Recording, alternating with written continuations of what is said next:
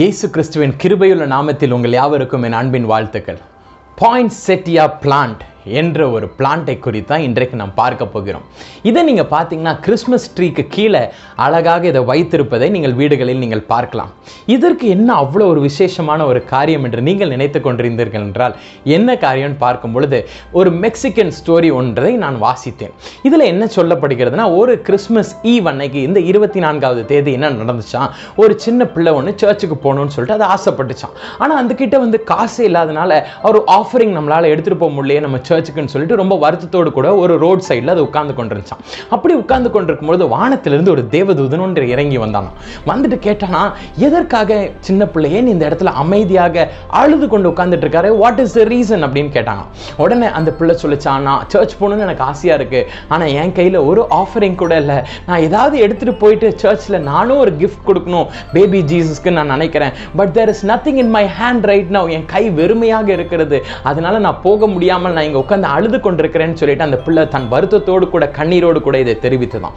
உடனே அந்த தேவதூதன் என்ன செஞ்சாராம், அந்த ரோட்ல உட்கார்ந்து கொண்டிருக்கிற அந்த பிள்ளை பக்கத்துல பாத்தீங்கன்னா நிறைய வீட்ஸ் இருந்துச்சான், அதாவது நிறைய தலைகள் இருந்ததாம். அந்த தலைகள் எல்லாத்தையும் கேதர் பண்ணுன்னு சொல்லிச்சான். உடனே அது எல்லாத்தையும் இந்த பிள்ளை கேதர் பண்ணிச்சான். கேதர் பண்ணிட்டோன்னே என்ன சொன்னானா, நீ நேர போ, சர்ச்சுக்குள்ள என்டர் ஆகும்போது உனக்கு ஒன்று நடக்கும்னு சொல்லிட்டு இந்த பிள்ளைய நல்லா தைரியப்படுத்தி பலப்படுத்தி அனுப்பி விட்டானாம். இந்த பிள்ளையும் இந்த எல்லா வீட்ஸையும் கேதர் பண்ணிட்டு இந்த தலைகள் எல்லாத்தையும் பொறுக்கி கொண்டு நேரா போச்சான். சர்ச் வாசல்ல இது என்டர் ஆன உடனே பாத்தீங்கன்னா அந்த வீட்ஸ் எல்லாம் அழகான சிவப்பு நிற பூக்களாக அது மாறினதான். ஹல்லேலூயா. அந்த பூக்கள் எல்லாத்தையும் எடுத்துட்டு போயிட்டு அந்த குழந்தை இயேசுவுடைய காலின் கீழ் இந்த பிள்ளை கொண்டு போய் வச்சுச்சான். ஹல்லேலூயா.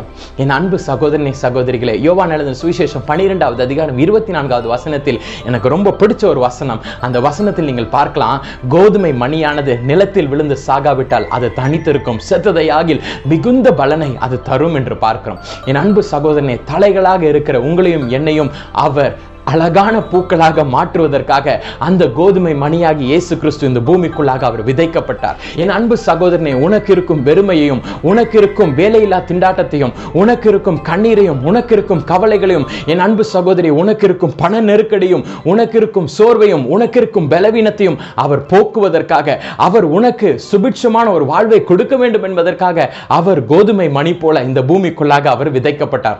அவர் விதைக்கப்பட்டதின் காரணமாக நீ ஒருவேளை உன் கைகளில் வெறும் தலைகளை வைத்துக் கொண்டிருக்கலாம். You might be having just tares and weeds in your hands, but when you go into the presence of the Lord, தேவனுடைய சமூகத்திற்கு, அவரது பிரசன்னத்திற்குள்ளாக நீ உன் கையில் வைத்துக் கொண்டிருக்கிற அந்த தலைகளோடு கூடவே நீ செல்லும் பொழுது அந்த உள்ள போட்டன என்ன தெரியுமா, அது எல்லாம் அழகான பாயின்செட்டியா பிளான்ட்டை போன்று அழகான பூக்கள் நிறைந்த ஒரு செடியாக அது மாறும். கர்த்தருடைய சமூகத்திற்குள்ளாக நீ கடந்து செல்லும் பொழுது அது எல்லாம் உனக்கு நேர்த்தியாக முடிவதை நீ பார்க்கத்தான் போகிறாய்.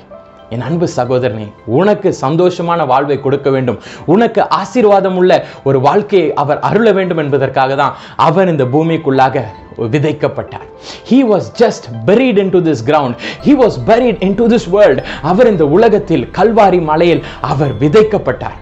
உனக்கு சந்தோஷமான வாழ்வை கொடுக்க வேண்டும் என்பதற்காக தான். என் அன்பு சகோதரனே, இன்றிலிருந்து நீ ஆசீர்வதிக்கப்பட்டவன். ஏன் தெரியுமா, இந்த கோதுமை மணி உனக்காக நிலத்தில் விழுந்து அது செத்து விட்டது. ஹல்லேலூயா. அவர் உனக்காக எல்லாவற்றையும் அவர் சம்பாதித்து கொடுத்து விட்டார். இனி நீ சந்தோஷமான ஒரு வாழ்விற்கு நேராக நீ கடந்து செல்லலாம். God bless you.